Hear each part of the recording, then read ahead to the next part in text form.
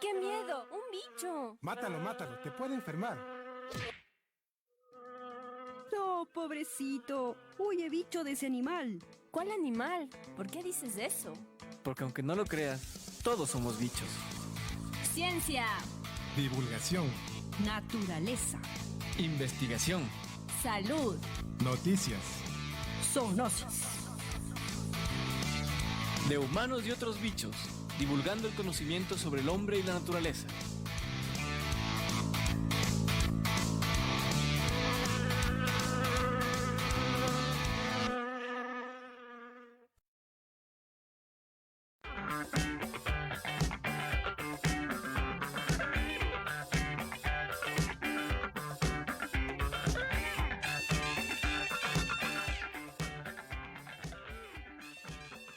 Que mejorar las condiciones sociales, compartir más las cargas familiares. Si se hace, en un futuro no muy lejano, la mujer ocupará el lugar que le corresponde. Con estas palabras de la científica Margarita Salas, pionera en el estudio de la biología molecular en España, les decimos muy buenos días, radioyentes e internautas. Nos reunimos nuevamente para vivir la experiencia de aprender y compartir en este espacio de divulgación científica de humanos y otros bichos. Producido por el Instituto de Investigación en Zoonosis, CIS de la Universidad Central. Iniciamos. Interactúen con nosotros.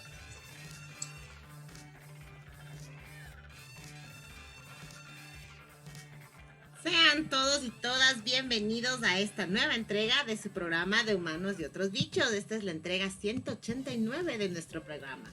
Espero que les guste, vamos a compartir muchas cosas interesantes el día de hoy. Hoy les acompañaremos Franklin Vaca. Jimena Pérez. Sandra Enríquez. Alfonso Molina. Elizabeth Minda y todos los amigos del CIS desde las 10 horas, así que estén súper pendientes. En el ajedrez, como en la vida, la mejor jugada es siempre la que se realiza. Estas palabras son de Sigbert Tarrasch, un reconocido ajedrecista ruso, para conmemorar el próximo 20 de julio el Día Mundial del Ajedrez. Muy buenos días, internautas, entusiastas de la ciencia. Estamos en una entrega más de Humanos y Otros Bichos, este programa hecho con gran entusiasmo para ustedes por el Instituto de Investigación en Zoonosis de la Universidad Central del Ecuador. Bienvenidos. Bienvenidos, queridos internautas, a una entrega más de Humanos y Otros Bichos. Esta semana hemos preparado datos súper interesantes, así que estén pendientes de principio a fin. No olviden comunicarse con nosotros y pues también mandar y escuchar sus saludos. Muy buenos días, internautas, y gracias a todos aquellos que siempre están pendientes de nosotros. No se olviden de interactuar con nosotros. Estaremos atentos a sus comentarios.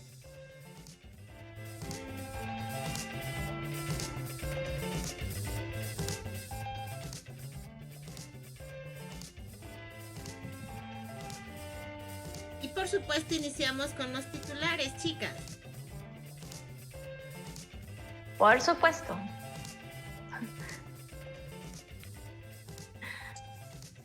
Creo que tiene... Hoy tendremos un programa fantástico con datos muy interesantes del maravilloso mundo de la ciencia. Jimena. Iniciamos, por supuesto, el programa con el segmento Mundo Ficción. Sandra Enríquez nos va a contar sobre el cuento Los músicos del libro Crónicas Marcianas, del autor Ray Bradbury.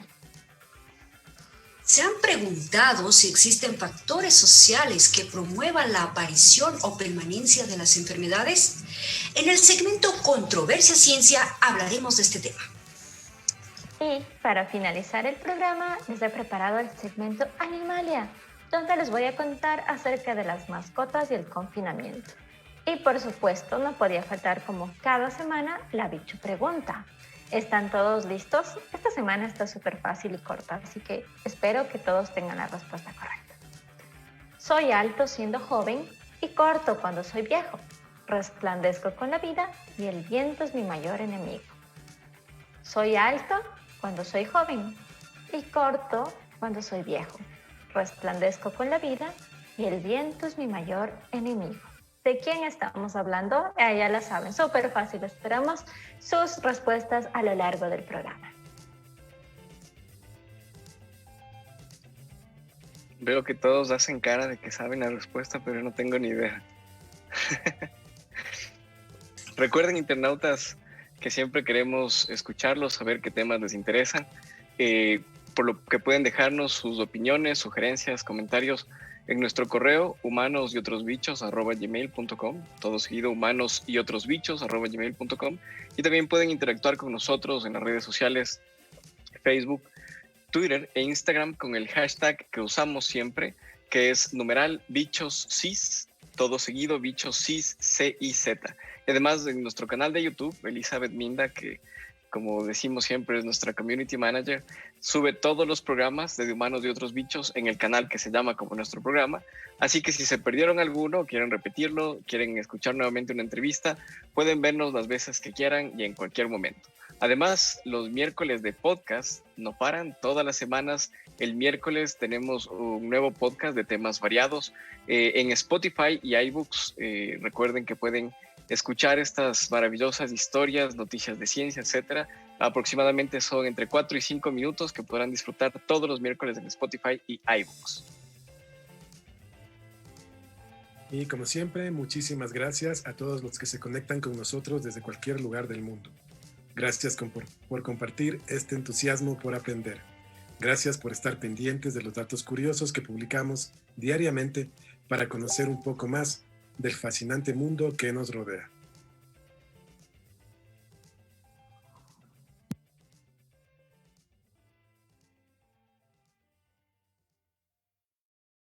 Hoy tenemos algo súper interesante. Cada 16 de julio se conmemora el Día Mundial de la Serpiente. Su objetivo primordial es crear conciencia del valor de una especie animal que ha sido tan temida por las personas, pero que sin embargo llama la atención y la curiosidad de los que son apasionados por descubrir los misterios y la magia que encierra esta enigmática y exótica criatura. Las serpientes tienen un gran valor en el equilibrio natural, ya que se encargan de controlar la proliferación de otras especies más pequeñas como ratones, ratas y muchos otros roedores. Además, ayudan de esta manera a que las siembras y las cosechas no se destruyan y al mismo tiempo evita la aparición de enfermedades y plagas que pudieran afectar la salud de los seres humanos. Para celebrar el Día Mundial de la Serpiente, solo bastará con que todos, de manera individual o colectiva, aprendamos a valorar, cuidar, respetar y proteger a una especie animal que brinda grandes beneficios a toda la humanidad. Gracias a su presencia en la naturaleza, se puede lograr un verdadero equilibrio ecológico. Además, es necesario dejar a un lado tantos mitos y creencias de que las serpientes son animales peligrosos que deben ser temidos y asesinados. Es necesario que los veamos como criaturas que, como cualquier otra especie, usan su sentido de supervivencia para no perecer. Así que estemos pendientes ahora, que es el Día Mundial de las Serpientes, y si vemos una en la calle, por favor, no la vayamos a atropellar ni nada, porque ellas nos pueden ayudar mucho. En la calle difícil, pero si nos cruzamos la protegeremos. No, pues si es que están en las carreteras, ahí sí, quizás a eso. Por supuesto, en las carreteras es un problema grave, ¿no? Sí, o si nos escuchan desde la costa, ahí sí llegan a la casa. En la costa, en el oriente. No les tengamos miedo y protejámosla, porque son muy buenas para el ecosistema, así que a cuidarlas.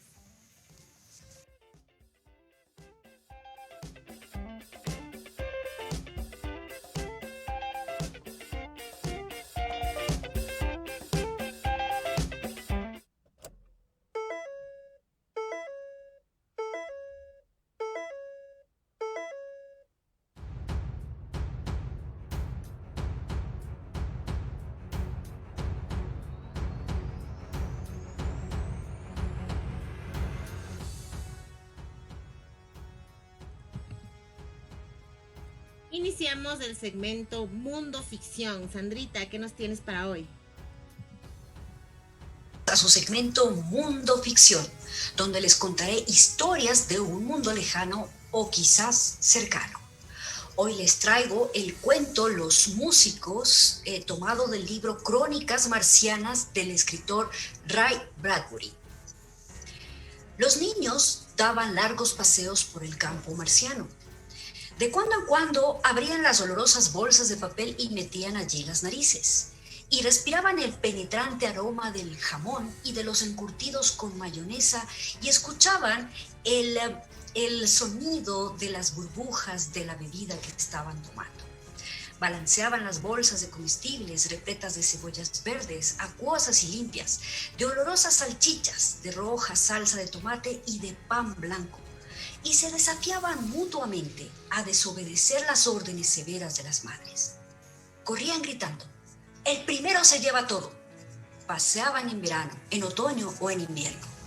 En otoño era más divertido, pues imaginaban entonces que arrastraban los pies entre las hojas otoñales de la tierra. Los niños de ojos de ágata azul, con las mejillas hinchadas de caramelos, lanzándose órdenes teñidas de cebolla, se desparramaban como canicas sobre la calzada de mármol, a orilla de los canales. Cuando llegaban a la ciudad muerta, a la ciudad prohibida, ya no era hora de gritar: el último que llegue es una mujer, o el primero que llegue hace de músico. Las puertas de la ciudad abandonada estaban abiertas para ellos y creían oír unos tenues crujidos en el interior de las casas, como hojas de otoño. Avanzaban imponiéndose silencio, unidos codo a codo, agitando sus palos, recordando que sus padres les habían dicho: allá no, a ninguna de las ciudades viejas, cuidado a dónde vas. Recibirás la paliza más grande de tu vida cuando vuelvas a casa. Te miraremos los zapatos. Allí en la ciudad muerta, un montón de niños, con sus meriendas a medio devorar, se desafiaban los unos a los otros con agudos cuchicheos. Aquí no hay nada. Y de pronto uno de ellos echaba a correr y entraba en la casa de piedra más próxima. Cruzaba la sala y entraba en el dormitorio sin mirar alrededor. Comenzaba luego a dar puntapiés y a moverse con pasos arrastrados. Y las hojas negras y quebradizas, finas como jirones de un cielo de medianoche, volaban por el aire. Detrás de ese niño corrían otros 6, y el primero hacía de músico, tocando los blancos huesos xilofónicos que yacían bajo los copos cenicientos. Una enorme calavera aparecía a veces rodando, como una bola de nieve, y los niños gritaban. Las costillas parecían patas de araña y lloraban como un arpa de sonidos apagados, y los negros copos de la mortalidad volaban alrededor de la arrastrada danza de los niños. Se empujaban unos a otros y caían entre las hojas, en la muerte que había transformado a los muertos en copos y sequedad, en un juego de niños con estómagos donde goteaba la naranjada gaseosa. Y salían de una casa para entrar en otra, y así visitaban 17 casas, recordando que los horrores de todas las ciudades negras serían eliminados por los bomberos, guerreros antisépticos armados de palas y cajones, apartando con las palas los andrajos de ébano y las barras de menta de los huesos, separando lenta y eficazmente lo terrible de lo normal. De modo que los niños tenían que jugar deprisa, pues muy pronto llegarían los bomberos. Luego los niños, de rostros luminosos de sudor, mordisqueaban el último emparedado. Y después de un puntapié final, de un último concierto de marimba, de una última arremetida al montón de hojas otoñales, volvían a sus casas. Las madres les examinaban los zapatos en busca de copos negros, y una vez descubiertos, venían los baños calientes y las palizas paternas. A fines de ese año, los bomberos habían rastrillado las hojas secas y los blancos xilófonos, y se había acabado la diversión. Esto fue su segmento Mundo Ficción. Hasta una próxima oportunidad.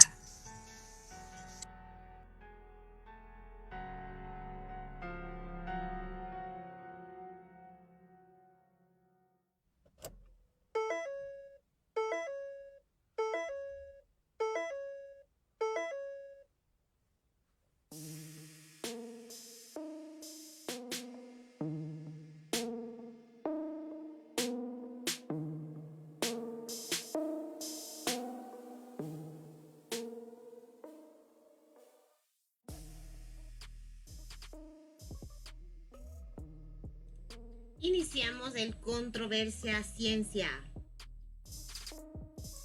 Sí, buenos días. Las enfermedades infecciosas continúan siendo una amenaza para la población, siendo estas patologías prevalentes en lugares con condiciones higiénicas, sanitarias, socioeconómicas y ambientales deficientes. En la actualidad, estas enfermedades causan cada año más de 1 millón de defunciones a nivel mundial, poniendo en riesgo la salud de las personas por la elevada carga social y económica. Según la Organización Mundial de la Salud, dichas enfermedades representan alrededor del 17% de la carga mundial estimada de enfermedades. La más mortífera de todas ha sido el paludismo, que causó 627,000 muertes en el año 2012. Estas enfermedades afectan a cientos de millones de personas en todo el mundo de manera desproporcionada a las poblaciones más pobres e impide el desarrollo económico al generar gastos médicos y altos costos, tanto para las instituciones de salud debido a las actividades de control, vigilancia epidemiológica y por lo consiguiente también para los hogares, donde representan déficits económicos debido a la ausencia laboral del trabajador y otro miembro de la familia quien debe cuidar a las personas enfermas del hogar. Con esta introducción iniciamos el Controversia Ciencia para hablar sobre los factores sociales que influyen mucho en el desarrollo de las enfermedades infecciosas, como por ejemplo la falta de servicios básicos, ¿no? En muchos lugares, en muchas sociedades pobres, no hay agua potable, no hay alcantarillado, no hay recolección de basura o luz o viviendas adecuadas donde la gente pueda vivir. ¿Ustedes qué opinan, compañeros? ¿Qué nos dice Jimena? Tal y como dice Sandrita, pero también podemos hablar un poco de casos específicos, ¿no? Como es, por ejemplo, lo que nosotros hemos hasta ahora aprendido con el proyecto de garrapatas. Bueno, para nosotros primero, yo como serrana, las garrapatas eran un mundo totalmente desconocido para mí. Entonces, la primera vez que me hablaron de garrapatas, no tenía idea de que había, la verdad, ni dónde encontrar, ni nunca había visto una hasta que llegué al CIS.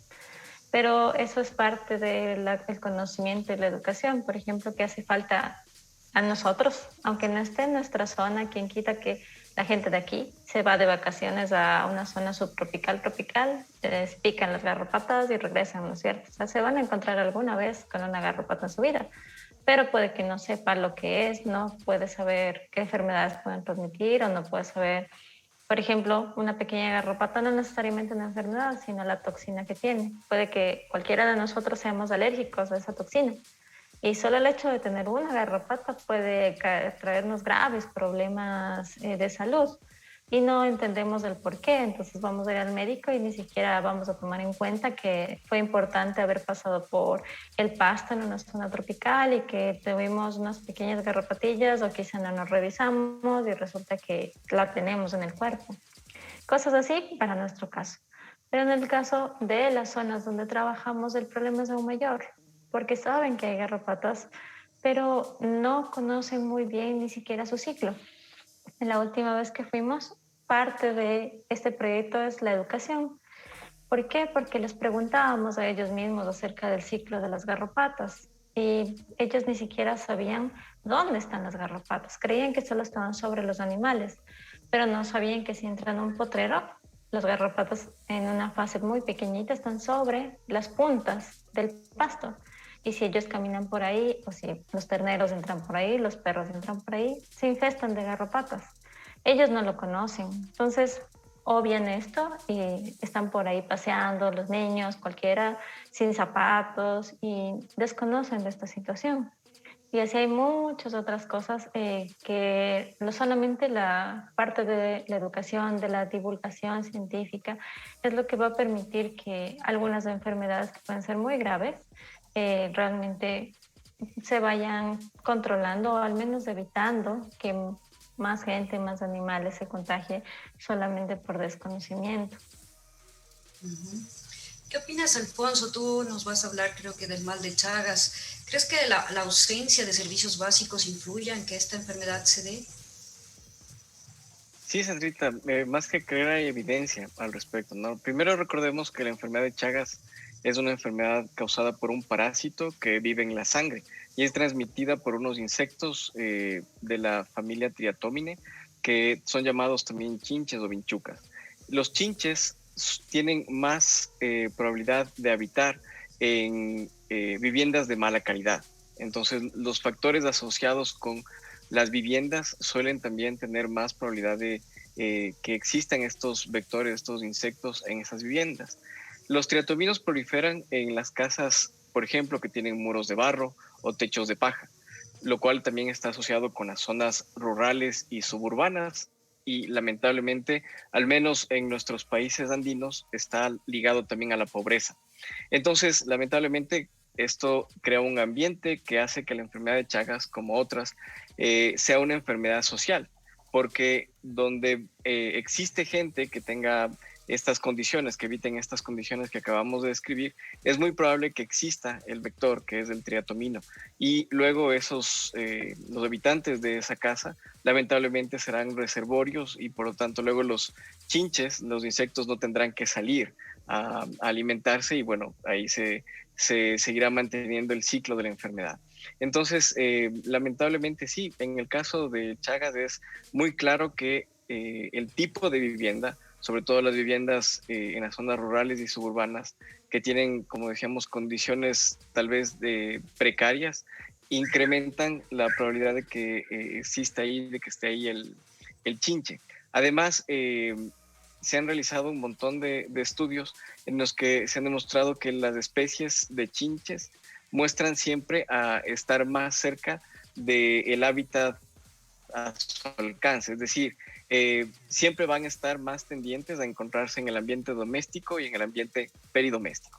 Por lo que todas las especies que inicialmente se encontraban en la vida silvestre, ahora se han adaptado también a invadir de manera paulatina viviendas y sus alrededores, ¿no? Esto también ha incrementado por la urbanización, etcétera. Se construye casas donde antes había bosque o donde habían pastizales y ahora esos hábitats son invadidos por los insectos que antes estaban en los ecosistemas que ya no están presentes. Entonces es un círculo que lamentablemente tendría que empezarse a construir desde la parte social. Las casas son uno de los factores más influyentes para que exista este riesgo de transmisión a través de los triatominos. Entonces, lamentablemente sí, en el caso de Chagas existe esa relación y no solamente sería en el caso de esta enfermedad una solución desde el punto de vista epidemiológico, desde el punto de vista médico, entomológico, sino también desde el punto de vista social, porque como decía es uno de los mayores factores de riesgo. Y en el caso de teniasis y cisticercosis, Eli, ¿qué nos puedes contar, ya que tú has trabajado en campo con esta enfermedad y palpaste de cerca esa realidad? ¿Cómo es la situación de la gente que ha sufrido esta enfermedad? Bueno, realmente, igual, iniciando, la teniasis y cisticercosis es una enfermedad parasitaria. Es producida por un parásito, un céstodo del género Taenia. Y realmente es una enfermedad que está asociada a lugares pobres, lamentablemente, ¿no? Donde prevalecen las condiciones de marginación que propician la transmisión de la enfermedad. Tenemos que tomar en cuenta que enfermedades como la teniasis, cisticercosis está realmente, ligada al poder, al que las condiciones ambientales ayuden o favorezcan a la proliferación de esta enfermedad. Recordemos que la teniasis y la cisticercosis son un complejo en donde está unido o se transmite por el mismo parásito. En el caso de la teniasis es el parásito adulto de Tenia, del género Tenia, y en el caso de la cisticercosis es la fase larvaria. Entonces, por ejemplo, si una persona consume, es una ciclozoonosis también, ¿no? Hay dos vertebrados involucrados en la transmisión, en este caso el humano, y puede ser un bovino o un cerdo, ¿no? Normalmente o comúnmente es el cerdo. Entonces, este cerdo que, por ejemplo, ingiere muestras o las fecas de las personas que están con teniasis, ¿cierto? Los huevos, este cerdo ingiere esos huevos, en el cerdo prolifera la fase larvaria, que es el cisticerco. Pero ahí también podemos ver que, por ejemplo, hay personas que después de ir al baño no se lavan las manos, por ejemplo. Y con esas manos después van a preparar alimentos. Entonces, obviamente, esta parte de lo que también los chicos mencionaban de la educación, y a veces no solo es de eso, ¿no? O sea, ¿cómo puedes, por ejemplo, lavarte las manos todo el tiempo si no tienes agua potable o si no tienes alcantarillado, ¿no? Lo que nosotros veíamos cuando estábamos en estas misiones de campo antes es que había muchos sectores en donde ni siquiera tenían letrinas. Entonces, la implementación de estas letrinas, incluso la implementación en algunos sectores de alcantarillado, de servicios higiénicos, reduce la incidencia de la enfermedad.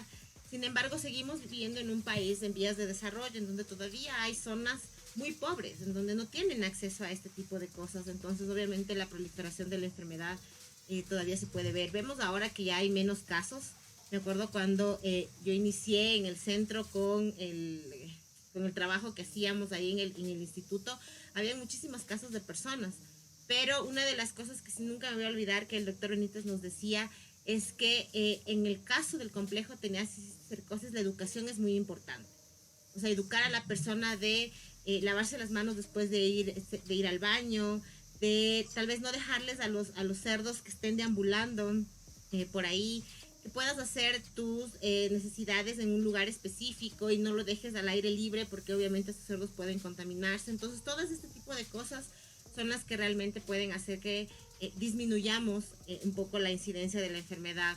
Ahora hay que tomar en cuenta que si bien es cierto, esta es una enfermedad que se la ha considerado erradicable, aún así, por estas mismas condiciones que te decía que se produce en lugares de mucha pobreza, como en países de Latinoamérica, Asia, en África, realmente es endémica, ¿no? Entonces, mientras no se cambien las condiciones socioeconómicas de una población, muy probablemente la enfermedad va a continuar. Y Franklin, tú nos vas a contar un poco más sobre el dengue, ¿no? Cómo los factores sociales influyen en que esta enfermedad esté causando millones o miles de muertes al año en los países de Sudamérica y en el África también. Bueno, sí, Sandrita, como dijo, la evidencia está ahí, ¿no? La falta de los servicios básicos es fundamental para que enfermedades como el dengue y otras transmitidas por mosquitos no hayan sido controladas en el mundo, ¿no? La falta de agua obliga a las personas a almacenar agua en contenedores y ahí es donde los mosquitos ponen sus huevos y empiezan a proliferar más cantidades de estos insectos, ¿no? Provocando esta enfermedad. La recolección de basura también es vital. Hay que tomar en cuenta que la gente en el campo principalmente, e incluso en las ciudades, ustedes pueden ver que la gente tiende a acumular la basura en las calles a veces. Si ustedes van por las ciudades de la costa es fácil ver eso, en el campo también. Y hay que tomar en cuenta que el mosquito ese Yicti puede poner sus huevos inclusive en la tapa de una botella de agua, de una gaseosa, ¿no? Entonces no vamos a poder así controlar nunca las poblaciones de este insecto si no tenemos una adecuada recolección de la basura, ¿no es cierto? La luz, en cuanto a la relación de la luz, sabemos que la luz de las viviendas en el campo principalmente van a atraer a los insectos, ¿no es cierto? Y van a atraer a mosquitos, por lo tanto, y si las casas no tienen redes, mallas en las ventanas, los insectos van a entrar fácilmente y van a poder transmitir también enfermedades, ¿no?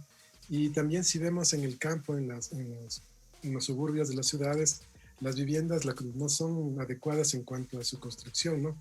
Son prácticamente, el techo son de zinc, se tienden a hacer unos orificios ahí, unas hondonadas donde se acumula el agua. Si ustedes ven también cuando las hacen con bloques, a veces dejan bloques con los orificios hacia el exterior, ¿no? Y ahí se va a acumular agua y los mosquitos van a tener espacio suficiente para poner sus huevos y empezar a desarrollarse, ¿no es cierto? Entonces sí, la falta de servicios básicos es vital en el control de las enfermedades vectoriales, como es en el caso del dengue, Sandrita. Si no tenemos servicios básicos adecuados en toda la población, no va a pasar. En varias provincias, en el sector rural, apenas el 10%, máximo el 20% de la población tiene acceso a servicios básicos adecuados.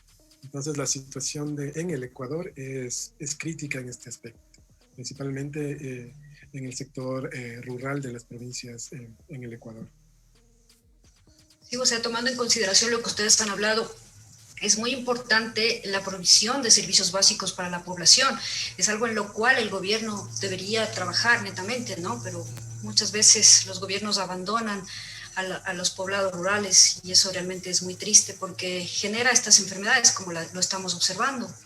Pero también hablemos un poco de las tradiciones, de los tratamientos tradicionales que tienen las personas para curar estas enfermedades, ¿no? Porque, por ejemplo, en el caso de la leishmaniasis, una enfermedad que también afecta bastante al Ecuador, especialmente en el noroccidente, hablemos del noroccidente de Pichincha, Esmeralda, Santo Domingo, que tienen el mayor número de casos, la gente prefiere no usar el tratamiento porque es muy largo y es doloroso. Entonces, ¿qué hacen? Utilizan aceites o el ácido de las baterías de los carros, utilizan ¿cómo se llama? Las cenizas del tabaco o parafina caliente. O sea, prefieren ellos mismos, utilizando plantas u otras sustancias, curarse. ¿Ustedes creen que esto también influye en el caso de las enfermedades que nos están comentando? ¿Qué nos puedes decir, Alfonso? Claro, en algunos casos las creencias de curas basados, por ejemplo, como mencionabas tú, Sandrita, en el caso de humo, ceniza, etcétera. También veíamos en el caso de la leishmaniasis, no recuerdo exactamente, era aceite, si tú lo tienes más claro, ¿no? Eso también puede, en algunos casos, incrementar el riesgo de sufrir o padecer la enfermedad de manera más grave. Entonces, creo que habría que, lo primero, como parte de la educación, también que las personas que viven en las áreas endémicas de las enfermedades sepan que existen los vectores que transmiten la enfermedad, que existe la enfermedad, y que luego sepan, si es que se contagian, como en el caso de la leishmaniasis, sepan cuál es la primera respuesta que deben tener y qué es lo que no deben hacer, como en este caso de ponerse aceite, quemarse, etcétera, que en principio puede ser lo más rápido, lo más inmediato, que además dado el consejo por una persona cercana, pero esa no es la respuesta más óptima desde el punto de vista médico, y además podría incrementar la probabilidad, como decía, de sufrir una enfermedad mucho más grave. Claro, y también incrementa el número de subregistros, porque como son personas que no acceden al Ministerio de Salud Pública o a los organismos de salud, esos datos no se registran, ¿no? ¿Y qué opinas tú, Jimé? ¿Crees que el uso indiscriminado de insecticidas, por ejemplo, haga que las enfermedades transmitidas por garrapatas se incrementen? Bueno, en este caso, de hecho, es muy, muy problemático el uso indiscriminado. También es por falta de conocimiento, porque las personas no reciben una asesoría técnica de cómo utilizar estos medicamentos. A veces les hemos preguntado, por ejemplo, si es que revisan el grado de toxicidad.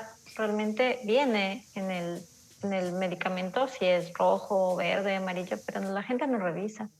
Y todos estos medicamentos son químicos y la gente utiliza sin guantes, por ejemplo. Tú nunca los ves utilizando guantes o gafas o algo para aplicar al animal. Entonces, además de las problemáticas que es per se las enfermedades que transmiten las garrapatas, tenemos la problemática de los químicos, que no solo afecta al humano, sino también, por ejemplo, al medio ambiente. Que estos frasquitos muchas veces no es que los desechen de una manera adecuada, cogen y al río o a la vertiente de donde estén por falta de conocimiento. Eso va a terminar muy cerca de por ahí, o van a caer al suelo y van a matar a la microfauna que está ahí, y por eso es un ciclo muy complicado. Además, en las garrapatas que nosotros estudiamos transmiten principalmente a los animales, babésia y anaplasma. El problema también con las resistencias y con el mal uso es que las garrapatas se vuelven resistentes al químico y por lo tanto estas enfermedades se siguen transmitiendo de generación en generación y van afectando a los animales. Y hay algunas zonas donde tienen muchísimas pérdidas económicas y no saben el por qué. Entonces tú vas en zonas tropicales y te dicen que mi vaquita está orinando sangre y se murió. O mi ternerito se puso amarillo los ojitos y se murió. Y no lo asocian que es con esta alta cantidad de garrapatas que tienen, y mucho menos lo asocian con el mal uso que están haciendo de estos medicamentos.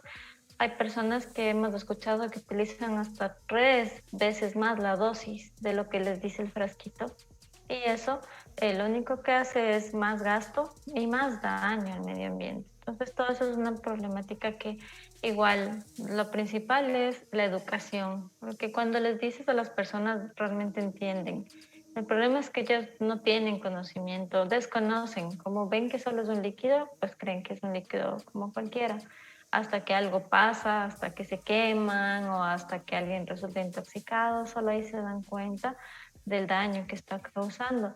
Y también hay fincas en las que se mueren al año casi todos los terneros. Digamos, una finca decía, ni un ternerito me sobrevive. Y todos tenían los terneritos garrapatos y no lo asocian. Entonces, esa es la idea de también enseñar un poquito, ¿no? Para que ellos puedan saber y asociar la presencia de un bichito, en este caso, con las enfermedades que ellos están teniendo y el control también. Franklin, ¿qué nos puedes contar en relación al dengue? ¿Crees que las personas utilicen otras medicinas tradicionales para curarse y así quizás provocar la muerte o automedicación quizás? Bueno, Sandrita, en lo que se refiere al dengue, en las partes que nosotros hemos visitado principalmente, donde la población es en su mayoría de colonos, estas personas saben lo que es el dengue, incluso niños le han indicado por ahí que es el mosquito, conocen el mosquito, entonces parece que han habido campañas adecuadas de parte del Ministerio de Salud para que la gente conozca lo que es el dengue. En lo que se refiere a las comunidades indígenas, ahí sí parece que hay ciertas prácticas tradicionales, ¿no? Con respecto a esta enfermedad, es muy fácil de confundir. Se puede confundir con una gripe, dependiendo de la fisiología de la persona, si no tiene síntomas muy severos, ¿no? Respecto a la enfermedad. Con respecto a las casos de muerte por dengue, son muy bajos. El 90%, 95% de casos son prácticamente del dengue clásico, ¿no? Que se podría decir que es benigno. Y un 5%, incluso menos, son casos de dengue mortal, que es el dengue grave. Las tasas de mortalidad también en el Ecuador son muy bajas con respecto a los casos de muertes por dengue hemorrágico. No solo en todo el país, pero no solo es en el Ecuador, es una tendencia mundial. Si tú ves las cifras del África, si tú ves las cifras de Europa, los casos de dengue grave son bajo el 5%. Entonces, en relación a la mortalidad, las muertes son muy bajas por casos de dengue. Además,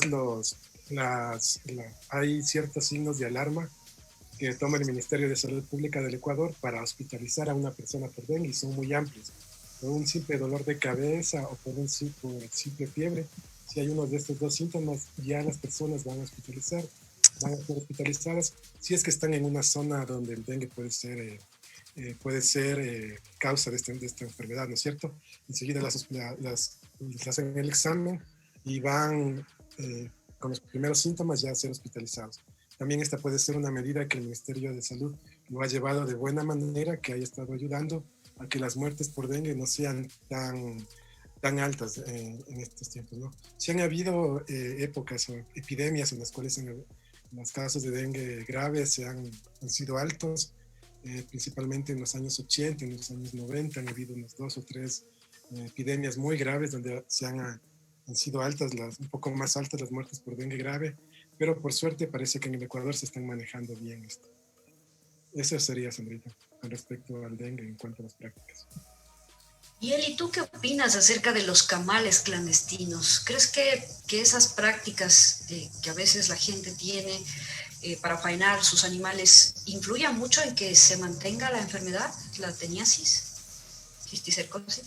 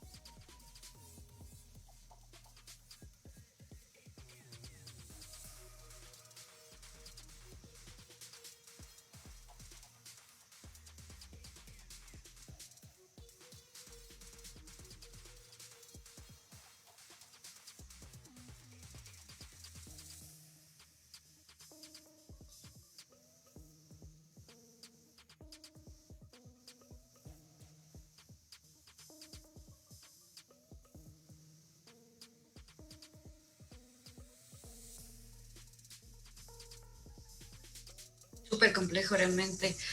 Es la cuestión de abordar todas estas enfermedades y la relación con las personas, ¿no? Y sus prácticas tradicionales realmente es bastante complejo. Pero vamos a los sectores de la salud. ¿Ustedes creen que todavía o ya se encuentra el personal de salud preparado para tratar cada una de estas enfermedades? ¿Qué opinas, Franklin? ¿Crees que ya el personal de salud del Ecuador pueda tratar de mejor manera el dengue? ¿Ya sepan diferenciarlo de otras enfermedades de iguales síntomas? Y como te decía, Sandrita, lo primero que se hace es hacer un examen, una prueba de dengue. Entonces yo creo que en cuanto al dengue, sí está ya, el Ministerio de Salud sí está en las condiciones, el personal tiene los conocimientos adecuados para saber lo que es el dengue. Como es podríamos decir que es la enfermedad vectorial más común en costa y en el oriente principalmente. Sí, yo pienso que sí, el personal médico sabe diferenciar lo que es el dengue de otras enfermedades y va a ser en lo primero que sospeche, ¿no? Y ya, como te digo, hay una prueba rápida con la que ya se puede asegurar que los pacientes que lleguen con ciertos síntomas pueden tener dengue. Es lo primero que les hacen en los hospitales. Ahora no sé cómo estarán en cuanto a la disponibilidad de pruebas, ¿no? Con la reducción de presupuesto que se ha hecho a todo nivel en el país. No sé si es que haya las suficientes pruebas y cómo se estará llevando en la actualidad el manejo de las personas que llegan con estos síntomas, ¿no? A los hospitales y a los centros de salud en todo el país. Habría que ver la situación actual del sistema de salud en cuanto al manejo de esta enfermedad. Pero respecto a tu pregunta, yo creo que sí, las personas, los médicos, el personal de salud saben distinguir lo que es el dengue en el Ecuador. Y Alfonso, ¿qué opinas respecto al mal de Chagas? ¿Crees que sea fácil de determinar que el personal ya esté preparado? Porque esta es una enfermedad silente que no es fácil de darse cuenta al inicio, ¿no? Y que ya después de muchos años empiezas a manifestar los síntomas, pero ya es demasiado tarde. ¿Qué opinas? ¿Crees que ya se trabaje bien en este país? Yo creo que lamentablemente, al menos en las zonas rurales, los médicos no tienen esta visión holística de todo lo que se podría encontrar de manera prolongada en el tiempo, como este tipo de enfermedades, específicamente el Chagas, que no la vemos, es una enfermedad, como decía Sandrita, que es una enfermedad silente, la vamos a poder evidenciar de manera con síntomas después de muchos años. Y yo creo que lamentablemente la mayoría de los médicos que están interviniendo en estas zonas rurales no están conscientes de este tipo de enfermedades, específicamente el Chagas. Hace muchos años, lamentablemente, en un trabajo de campo que estaba enfocado justamente en la enfermedad de Chagas, conocimos el caso de una persona que se había enterado ya lamentablemente en las últimas fases de la enfermedad, cuando tenía bastante comprometido su corazón, que tenía el mal de Chagas. ¿Por qué? Porque no había tenido ese acompañamiento y había ya presentado algunos síntomas los años anteriores y lamentablemente todos los médicos de la zona, una zona rural de Manabí, no le habían ni siquiera sugerido que esa podía ser una opción. Entonces, ojalá que con el tiempo haya cambiado y estén ahora los médicos que están interviniendo tengan otra visión, como decía, una visión un poco más completa de todos los parásitos, patógenos que puedan encontrar en esa área. Ojalá que sea así, pero creo que sí puede ser un impedimento para que la enfermedad no pueda ser detectada, al menos en las zonas donde es endémica. ¿Y qué opinas, Jimé? Porque muchas de las enfermedades que son transmitidas por garrapatas, como la rickettsiosis, por ejemplo, tienen síntomas similares al dengue. ¿Crees que todavía el personal médico ecuatoriano pueda diagnosticar estas enfermedades? ¿Estamos preparados o todavía falta mucho? Bueno, en el caso de la rickettsiosis y otros, es un poco más complicado porque, como dicen, son síntomas muy similares y muy generales. Entonces, de hecho, se dice que todos los que hemos viajado al subtrópico, que nos ha pasado algo como picarnos una garrapata, que no siempre nos vamos a dar cuenta porque muchas veces nos pican y se caen, no es que se van a quedar ahí por varios motivos, que probablemente ya nos haya dado, pero sea un grado muy bajo o nuestro organismo reaccionó bien y no nos enfermamos de una manera muy fuerte. Porque también otra característica un poco de estas enfermedades es que afecta más cuando un sistema está inmunocomprometido. Entonces, por ejemplo, babésia y anaplasma, que es lo más común en las garrapatas que afectan al ganado. Estas a las vaquitas sí les afecta en su mayoría de casos. En otras, las vacas también ya se hacen resistentes y ya no presentan la enfermedad. Y cuando esas babésia y anaplasma están en la garrapata. Si nos pica a nosotros los humanos, antes se decía que estas enfermedades eran zoonóticas. En cambio, ahora se dice que son potencialmente zoonóticas porque en los humanos se ha visto que no produce enfermedad. Se ha hecho estudios. Hace un año se hizo estudios de una tesis de pregrado en veterinaria y 10 personas tenían esta babesia en su sistema enfermedad. En cambio, en los animales, a diferencia de los animales, que ellos sí tenían fiebre, tenían ya orina con sangre, tenían desnutrición, tenían prácticamente algunos de estos se morían. Y eso es lo que nos explicaban, que en nuestro caso, cuando se presentan enfermedades, en algunos casos, como decir, contados, por ejemplo, cuando se quita el vaso a un humano. Ese es uno de los casos por los que sí presentaría enfermedad si tuviera estos. Pero de ellos pueden permanecer en el organismo sin causar nada. Y si por algo fuera una de estas personas inmunodeprimidas, pues los síntomas serían muy complejos de analizar o de diferenciar con otro. Más porque no es muy conocido aquí. De hecho, yo a veces conversando con médicos humanos, ellos nunca han escuchado hablar de la babesiosis, de la anaplasmosis, de la rickettsiosis, nunca han escuchado hablar porque eso no les enseñan. No es considerado como una enfermedad importante en el sistema de salud público aquí, y más aún en la sierra. Pero si tú viajas constantemente de la sierra a la costa, puede haber probabilidades de que en algún momento pase algo. Y el que te diagnostiquen aquí sí es un poco más complicado, porque no van a conocer de lo que trata.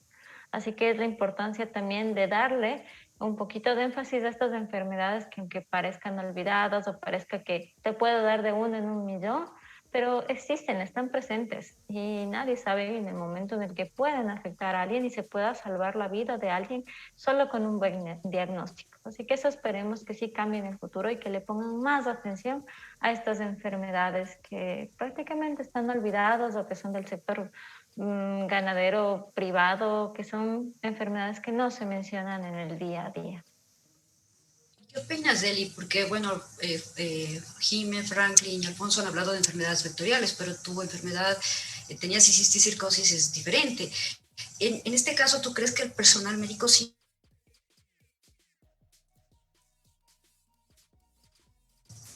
Eli. Ay, qué susto.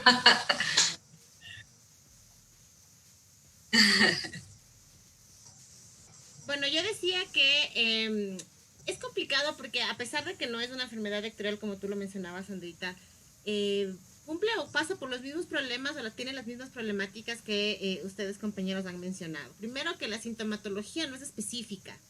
O sea, a veces cuando las personas tienen teniasis les duele la barriga o les falta el apetito o cosas así que puede ser pues cualquier otra enfermedad, ¿cierto? Realmente terminan dándose cuenta el momento en el que se les hace un examen que es el coproparasitario y pueden ver los huevos en la muestra fecal, o cuando la enfermedad ya está tan avanzada y en el caso de Tenia solium, Tenia puede llegar a crecer hasta 16 metros dentro del intestino de una persona. Entonces los proglótidos empiezan a caer, entonces en el momento en el que tú defecas salen los proglótidos de Tenia. Entonces un poco ahí te das cuenta, pero al menos al inicio es muy complicado, es muy difícil de ver. Yo creo que esto sucede también mucho con muchas enfermedades. Yo lo he visto también en el caso de la brucelosis, de ahí estoy de acuerdo con lo que decía Jimena. Muchas de las veces este tipo de enfermedades las asocian más a la parte veterinaria. En la parte de médicos humanos desconocen totalmente de la existencia de estas enfermedades y no se dan cuenta que muchas de estas enfermedades son zoonóticas o son de origen animal. Es decir, que si bien es cierto, pueden estar enfocadas en primera instancia en el hospedero animal, bovino, animal doméstico o animal de vida salvaje, al ser zoonótica, el humano o termina siendo parte del ciclo o termina siendo un hospedero accidental de la enfermedad.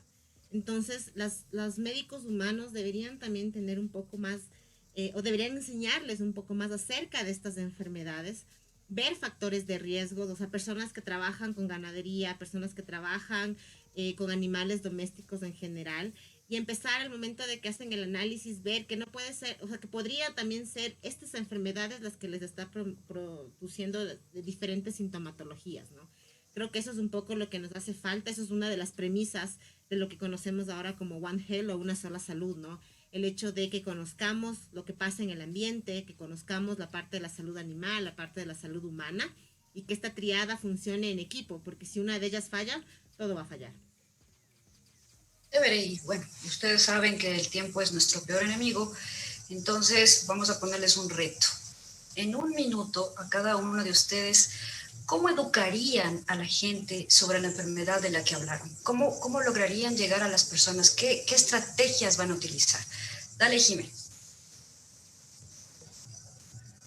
Bueno, realmente lo que primero haría es ir desde los niños, no desde los adultos.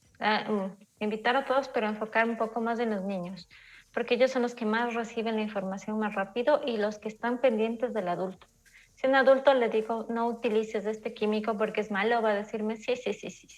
Pero si le digo a un niño, este producto, si tú lo utilizas demasiado, pues es malo, te puede causar daño a ti, a tu papá y a tus animalitos y al medio ambiente. Él sí le va a decir al papá, va a decir, no, mira, no uses esto porque me dijeron que esto está dañando al medio ambiente, te está dañando a ti, a mí, a las vaquitas, a la leche que me voy a tomar. Entonces, lo que primero haría es eso, y es lo que tratamos de irnos por los más pequeños para que ellos ayuden llevando la información a las personas con las que conviven a diario. Gracias, Jimé. Franklin.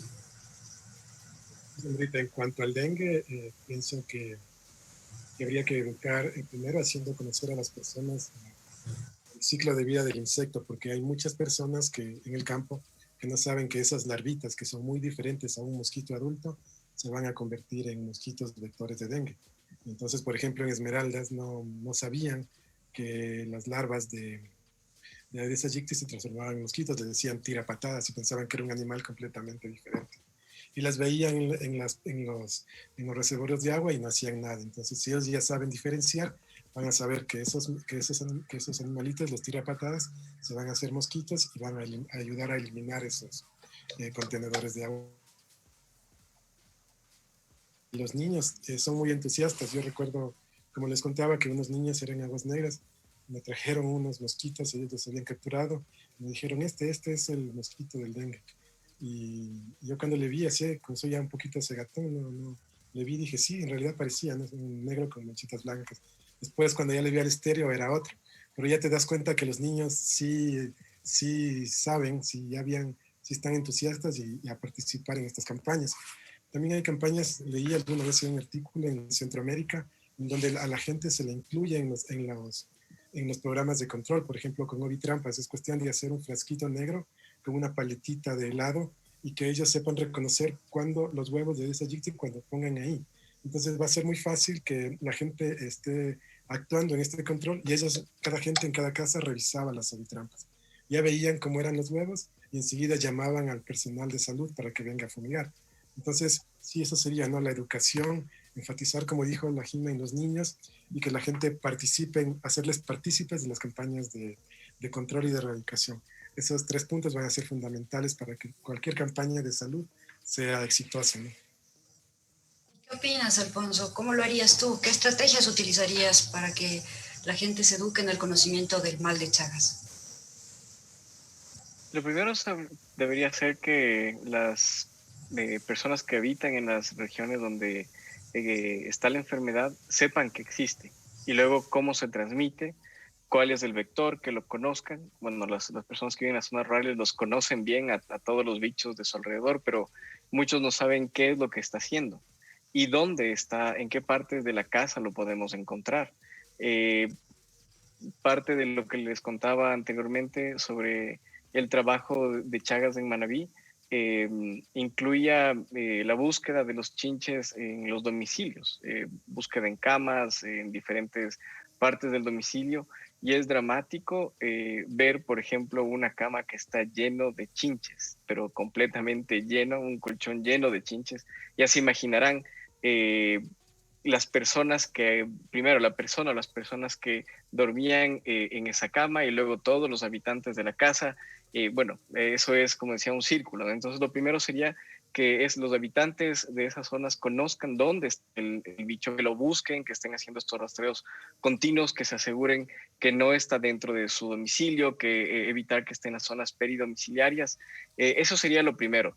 Y luego lo que implica un poco más de inversión sería toda esta parte social, intentar modificar la estructura de las viviendas, lo cual, claro, es un trabajo muy grande que también lleva de la mano a la educación. Entonces, lo primero sería que conozcan lo más inmediato dónde están, cómo pueden evitarlos, intentar que no ingresen a los domicilios y luego educar a la gente para que dentro de las posibilidades, la infraestructura de las casas también deje de ser lo menos precaria posible para que las condiciones no sean favorables para que esté presente el chinche. Eso creo que sería lo más inmediato. Gracias, Alfonso. Y finalmente, Eli, ¿qué nos puedes decir? ¿Qué harías tú para educar a la gente y evitar que la teniasis y cisticercosis se presente, sobre todo en las poblaciones más vulnerables?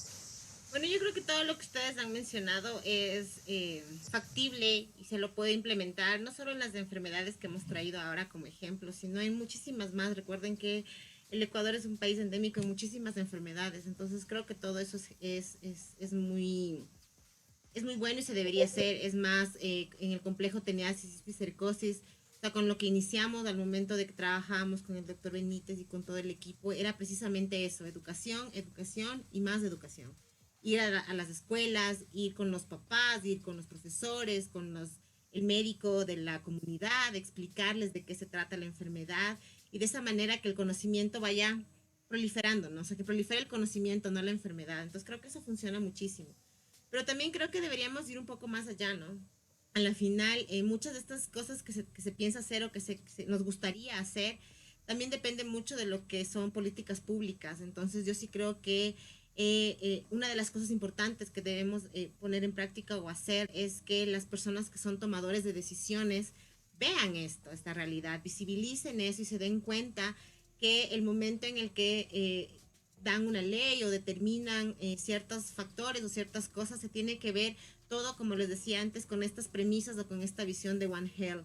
Y esa va a ser la manera de que, generando buenas políticas públicas, de alguna manera podemos eliminar o controlar, y qué mejor si se podría erradicar algunas enfermedades aquí. En algún punto se lo hizo con la oncocercosis, entonces deberíamos ir como a esa visión, ¿no? De poder tratar de eliminar enfermedades. No, les agradezco a todos por sus comentarios en este Controversia Ciencia y pues darnos cuenta cuán importantes son los factores sociales en el desarrollo de estas enfermedades, ¿no? En la emergencia de estas enfermedades. Y que una vez que la población esté debidamente educada, tanto la población rural o los médicos, es más que seguro que también unido a que el gobierno ponga más atención al control de estas enfermedades, pues podamos erradicar o por lo menos mantener con prevalencia baja estas enfermedades. Entonces no nos olvidemos de lo que se ha mencionado aquí, One Health, siempre que todos estemos en buena salud. Recuerden que estamos dentro del planeta Tierra y todos somos uno solo. Hasta la próxima. Gracias a todos.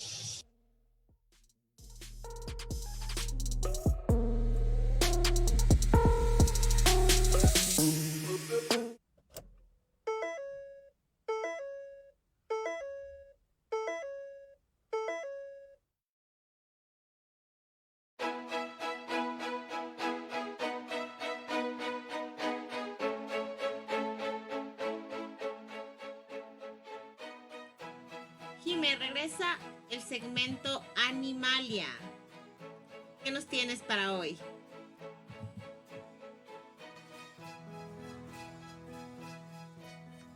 No te escuchamos muy bien, Eli, pero...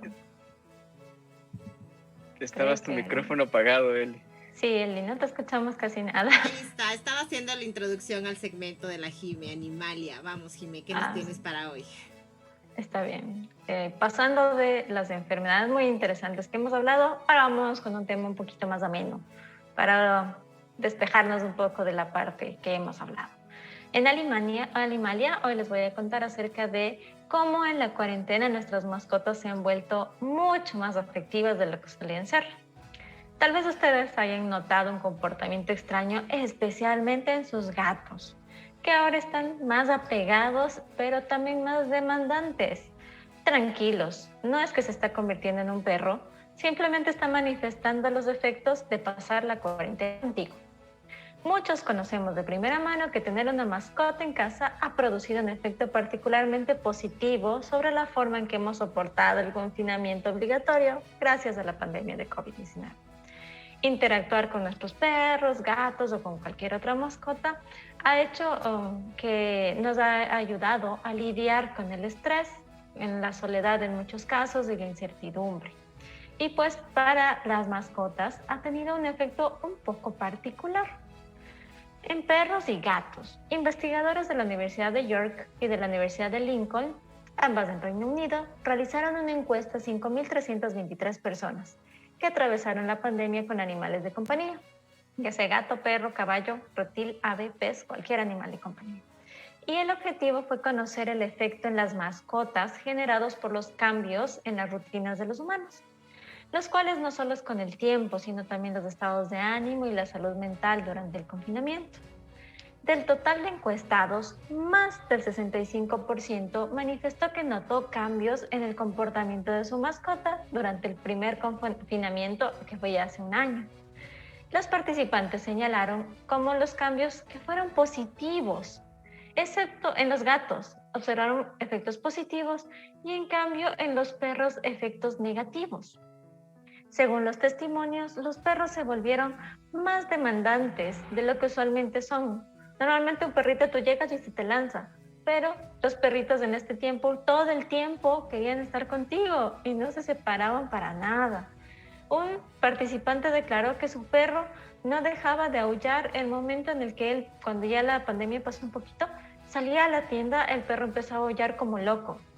Decía que otra persona que duerme con su perro, que el perrito sentía que se levantaba de la cama y cruzaba la puerta al jardín y empezaba a aullar y se ponía en la ventana a raspar la ventana.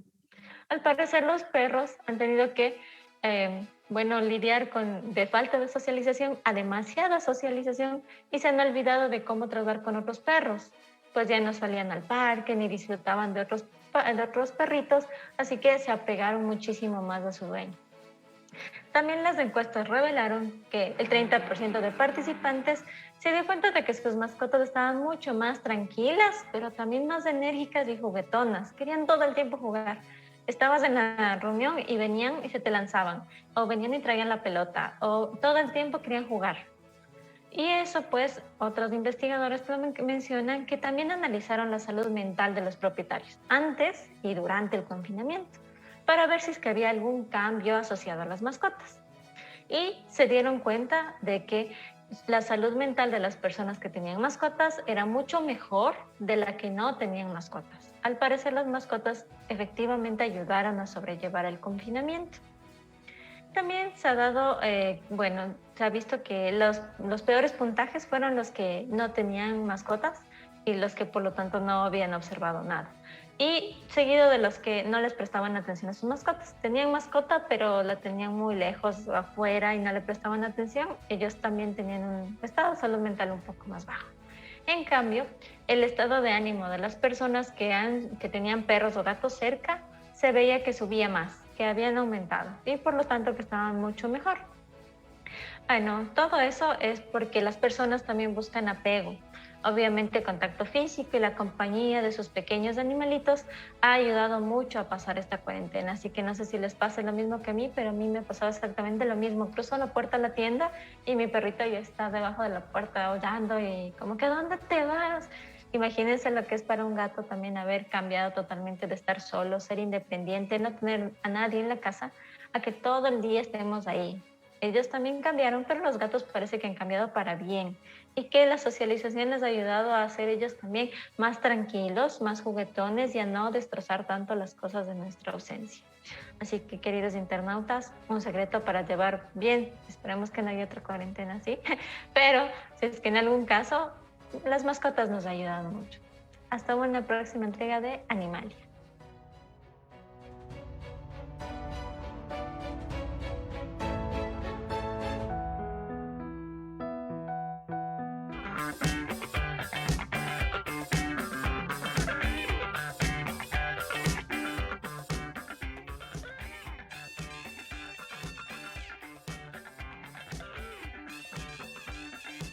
Bueno, compañeros, el tiempo es corto. Ya nos hemos pasado, es más, el día de hoy hemos conversado mucho. Cuando hacemos el Controversia Ciencia nos vamos de largo, creo yo. Sí, así es. Conversamos demasiado. Muchas gracias a todos y todas por habernos acompañado el día de hoy. Nos vemos la próxima semana. Espero hayan aprendido muchísimo. El Controversia Ciencia estuvo muy interesante y yo he aprendido mucho de cosas también hoy. Nos vemos la próxima semana, así que estén pendientes de nuevos datos interesantes sobre el maravilloso mundo de la ciencia.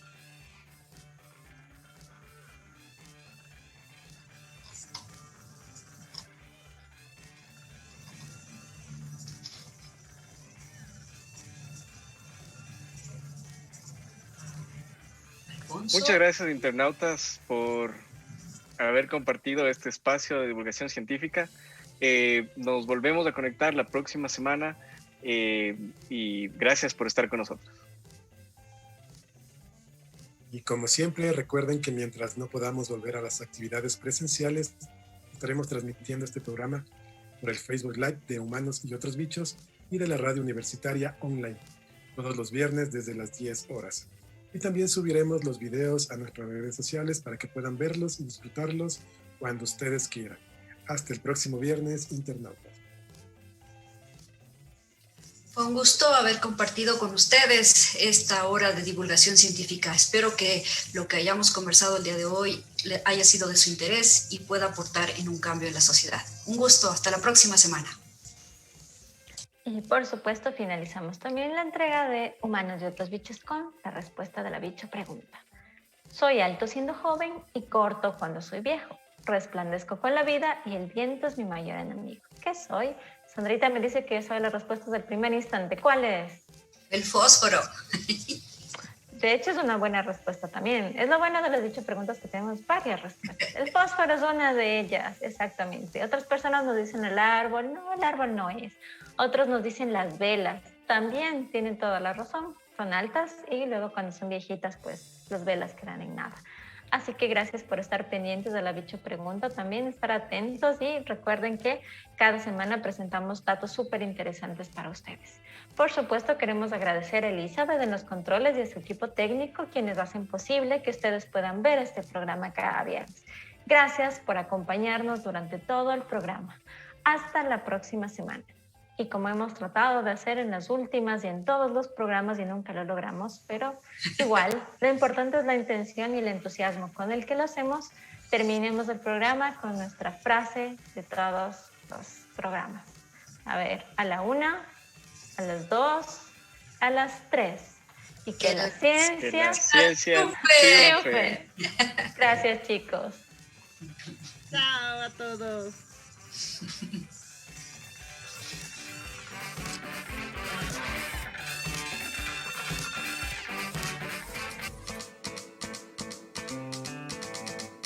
Esto fue De Humanos y Otros Bichos. Si te gusta la ciencia divertida, no te olvides de escucharnos. Todos los viernes de 10 a 11. Una producción de Radio Universitaria Online de la Universidad Central del Ecuador.